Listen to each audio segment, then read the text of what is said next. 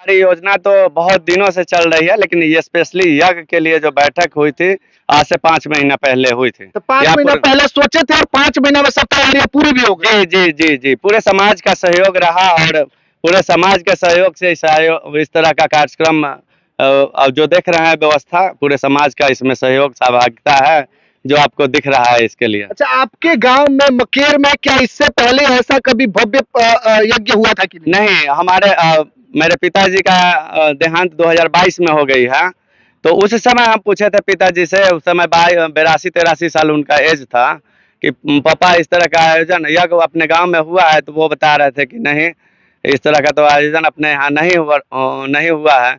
उसी समय से हमारे मन में लालसा थी कि एक यज्ञ अपने गांव में भी होना चाहिए। लेकिन पिछले 100 सालों में इस गांव में कोई यज्ञ ही नहीं हुआ। नहीं नहीं, किसी तरह का इस तरह का आयोजन हुआ ही नहीं है। बिल्कुल बिल्कुल, जी। थोड़ा सा बात करेंगे। महाराज जी, थोड़ा आप अपना परिचय दीजिए।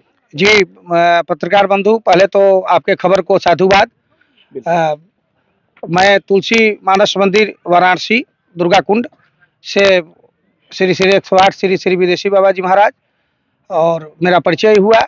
और मैं इस यज्ञ के यज्ञाधीश, यानी जिसको महंत आपके यहाँ बोला जाता है, तो यज्ञाधीश के नाते मैं यहाँ पर मेरा आगमन हुआ है।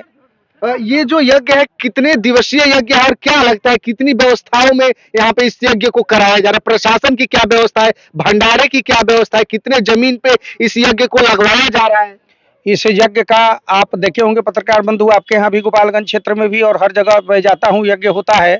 लेकिन जिस यज्ञशाला में आप खड़े हैं, सब जगह 16x16 का यज्ञशाला बनता है, 3 मंजिला यज्ञशाला बनता है। और इस बच्चे की और यहाँ के क्षेत्र की, इस ग्राम के लोगों के सहयोग से सत्येंद्र जी की ऐसी हुई लालसा कि बाबा जी जहाँ यज्ञ होता है मैं देखता हूँ कि छोटा यज्ञशाला बनता है, क्या बड़ा यज्ञशाला बन सकता है? हमकी बड़ा यज्ञशाला बनेगा, बड़ा पैसा लगेगा। तो ये 40x40 का यज्ञशाला है और ये 5 मंजिला यज्ञशाला है आपका पत्रकार बंधु। और ये यज्ञ 9 दिवसीय यज्ञ है।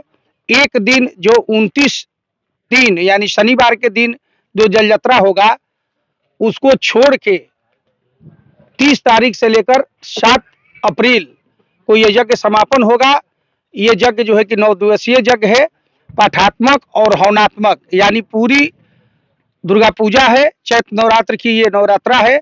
इसमें जो है वाराणसी वेदांत आश्रम से चल के 11 विद्वान जो सब शास्त्री के बालक हैं, और उसके बाद उनके आचार्य जो आ रहे हैं, AA हैं कमलेश मिश्रा जी, उनके द्वारा इस यज्ञ में जो है कि पूर्ण रूप से पाठ पूजन और आहुतियां चलेगी। वृंदावन मथुरा से चलकर अंतर्राष्ट्रीय सब जगह तो लीला आती है, लेकिन मथुरा वृंदावन की लीला आती है, अपनी ब्रज की भाषा बोलती है। लेकिन यहाँ पर जो सत्येंद्र जी किए हैं वो अंतर्राष्ट्रीय, जो कि अपने भारत में के अलावा विदेश में भी लीला करने के लिए जाती है। तो रसलीला मंडली भी पहुंच रही है। एशिया की सबसे छोटी बच्ची जो आज कथावाचिका है, अनुष्का पाठक जी, उनका भी आगमन यहाँ हो रहा है। अब रहा सवाल आपके सवाल का जवाब कि भोजन और रहने की व्यवस्था, तो 5000 लोगों के लिए रहने के लिए अनावर्त जो है कि 24 घंटा भोजन पानी के लिए व्यवस्था।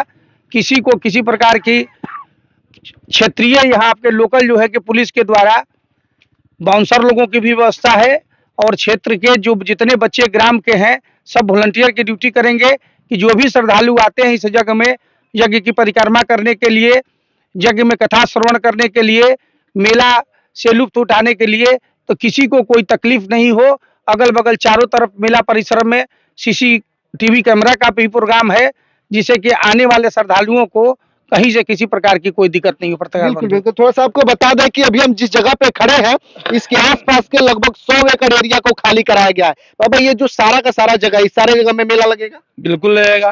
इस सारा जगह जो है कि श्रद्धालुओं से भर जाएगा। काफी भर जाएगा। तो आपके जवार में, आपके क्षेत्र में इतना बड़ा कभी मेला, कभी यज्ञ नहीं लगा था सर, कभी नहीं हुआ? नहीं हुआ था। मतलब आप लोग भाग्यवान हैं कि इस मेला को देख रहे हैं। प्रभु की कृपा है और आम जनता, हमारे सभी भाई का सहयोग है, इससे यज्ञ हो रहा है।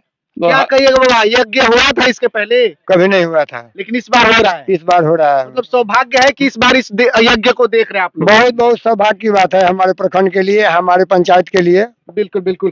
थोड़ा सा जानेंगे कि यहाँ पे इस यज्ञ को कराने में जो बजट आप लोग रखे, कितने रुपए लगता है कि हाँ इस बजट में इस यज्ञ को कराया जाए? देखिए, ये बजट ऑन कैमरा बताना अच्छी बात नहीं है। जो आप बजट देख रहे हैं असीमित है, और व्यवस्था देख करके आप अंदाजा लगा सकते हैं कितनी खर्च आएगी। ठीक है, मेरे नजर में भी ये बताना ऑन कैमरा अच्छा नहीं क्या होगा। कहिएगा सर, थोड़ा सा आप अपना परिचय दीजिए, क्या नाम होगा आपका? मेरा नाम हुआ भोला शर्मा। मैं असम राइफल में सर्विस करता था। 40 साल सर्विस करने के बाद मैं 2024 में फरवरी को रिटायर हुआ हूँ। तो अब रिटायर होने के बाद अब धार्मिक चीजों में आप जुड़ गए हैं? जुट गए हैं। धार्मिक तो पहले भी देश सेवा किया, लेकिन अब अपने लिए कर रहा हूँ। अपने लिए कर रहे हैं? अपने लिए कर रहा हूँ मैं। तो क्या कहिएगा, इसके पहले कभी इस प्रकार का यज्ञ आप लोग करवाए थे अपने गांव में? सपना में नहीं हुआ था। अभी तो ग्राउंड का छोड़ दीजिए, सपना में ही नहीं हुआ था ये जगह। वो अब आप पूरा हो रहा है? पूरा हो रहा है। तो अच्छा खासा खुशी है। पैसा खर्चा हो रहा है? जाने दीजिए, पैसा तो आते जाते रहता है। हाँ। अच्छा, तो आप लोग जो यज्ञ कराते हैं वो सभी समाज के लिए कुशल मंगल की कामना करते हैं, लेकिन और समाज के लोग पूजा पाठ करते हैं तो अपने धर्म के लिए केवल बात करते हैं, लेकिन आप लोग सभी धर्मों को लेकर के चलते हैं, क्या भैया? इस पे हम कुछ बोलना चाहेंगे। ये हम लोग जो आते हैं जिस समाज अपना से, सनातन धर्म से। समाज से, अपना सनातन का मतलब ही हुआ ना कि हम लोग बोलते ही हैं कि सर्वधर्म मतलब सभी लोग सुखी जी जी जी। तो हम लोगों के धर्म में ऐसा माना गया कि सभी अपने हैं, पूरा विश्व अपना है, पूरे विश्व के लोग जो है अपने हैं। कट्टरता की भावना अपने सनातन परंपरा में नहीं रही है, पूर्व से भी और आज भी। और दूसरे समाज के लोगों के बारे में आप जानते होंगे, अभी एक नासिक में घटना घटी है जिसके बारे में आपको जानकारी होगी। तो उस समाज के बारे में क्या बोलना है, आप मतलब लोग भेदभाव नहीं चाहते? ना, किसी समाज से हमारी कोई भेदभाव नहीं है। सभी लोग आए, कथा का आनंद ले, मेला का आनंद ले, और शांतिमय वातावरण रहे, सभी खुशी रहे, सभी के लिए शांति। पीछे आपके युवा खड़े, थोड़ा सा भाई साहब आप आगे आइए। लो क्या नाम हुआ आपका?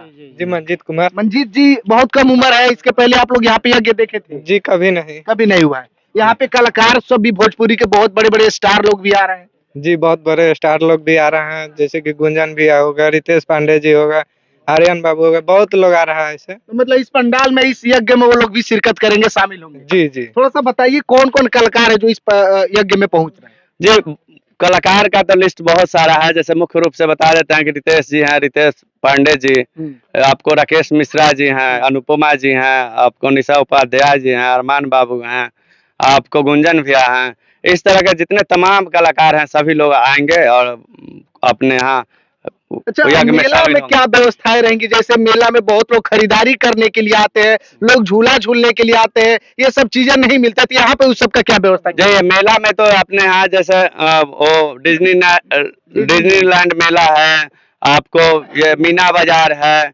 झूला है बड़ा, 28 टावर का झूला है, ड्रैगन है, मौत का कुआं है, मतलब सारी तरह की व्यवस्था की गई है कि मतलब सभी तरीके से लोग यहाँ पे मनोरंजन कर। जी जी जी, जो आए आप वो पूरी तरह से यहाँ से हर्षोल्लासित होकर के यहाँ से जाएं। अच्छा, इस मेला में जो लोगों को आने का अनुमान है, क्या लगता है कितने लोग यहाँ पे पहुंचेंगे प्रतिदिन? हमको, मेरा जो अनुमान है, अपना एक्सपीरियंस बता रहे हैं, कम से कम 1 लाख लोग, मतलब 1 लाख लोग प्रतिदिन यहाँ पे जी पहुंचेंगे। जी जी जी, मेला में शामिल तो हम होंगे। देख रहे हैं व्यवस्थाएं कम पड़ जाएगी जी। जी नहीं, व्यवस्थाएं नहीं कम पड़ेगी। आप देखिए यहाँ पे करीब 100 एकड़ जगह जो है खाली कराया गया है स्पेशली मेला के लिए। यहाँ पे ये जो जमीन है उपजाऊ जमीन है, और यहाँ पे गेहूं का उत्पादन होता है, गेहूं उत्पादन ज्यादा होता है। को कटवा करके खाली नहीं, कराएंगे। गेहूं नहीं, इस पे सरसों का खेती हुआ था। यज्ञ को लेकर के ही पूरे समाज से बोल करके सरसों की खेती कराई गई थी कि भाई ताकि मेला से पहले ये फसल तैयार हो जाए, किसान का नुकसान भी नहीं हो